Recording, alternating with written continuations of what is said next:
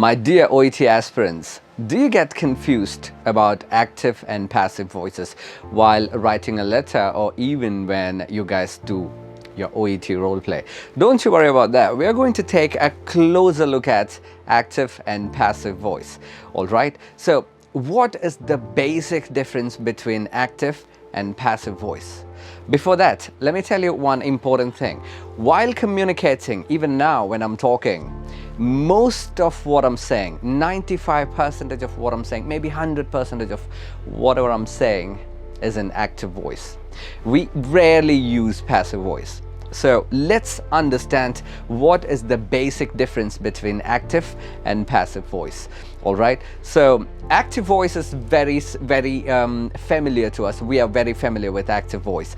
So the structure of active voice is subject plus verb plus object. Everybody knows it. And subject, the thing that we need to understand about this is that subject is always the doer of the action and object is the one who receives the action. For example, I called my friend. The doctor prescribed medicine, or Dr. John or doctor diagnosed John with type 2 diabetes. All these things are active voice. Now we need to understand passive voice.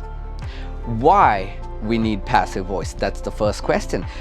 We can use active voice and we can just clearly communicate every single thing that we want.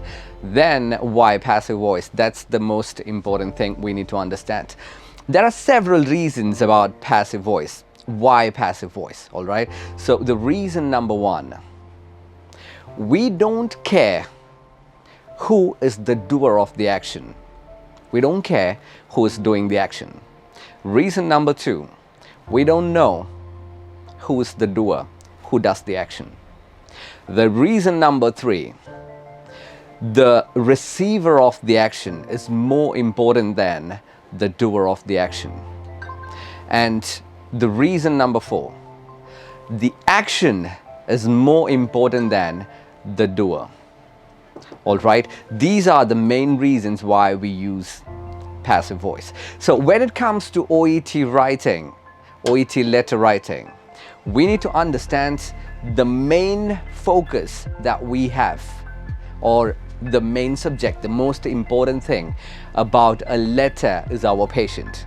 Yeah, so the patient is actually the one who receives all the actions, receives all the services from nurses and doctors. So we concentrate more on the receiver of the action. So we will have to use passive voice very often while writing a letter, or sometimes even when you do a role play.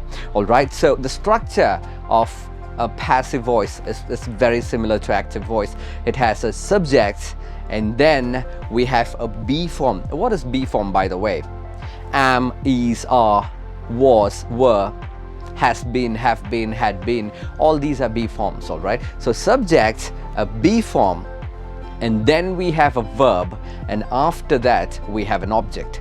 So the main difference between active voice and passive voice is that subject is not the doer of the action, subject is the receiver of the action, and object is the one who does the action. So in our case, the patient is the subject and we know who does the action.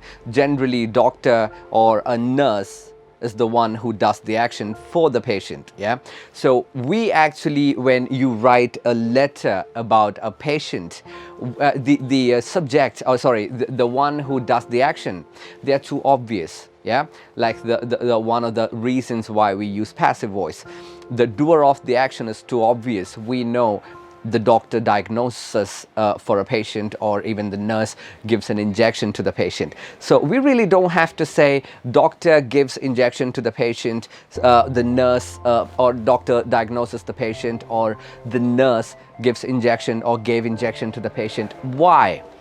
Why exactly is that? Because it's too obvious. Yeah, we need to concentrate more on the patient.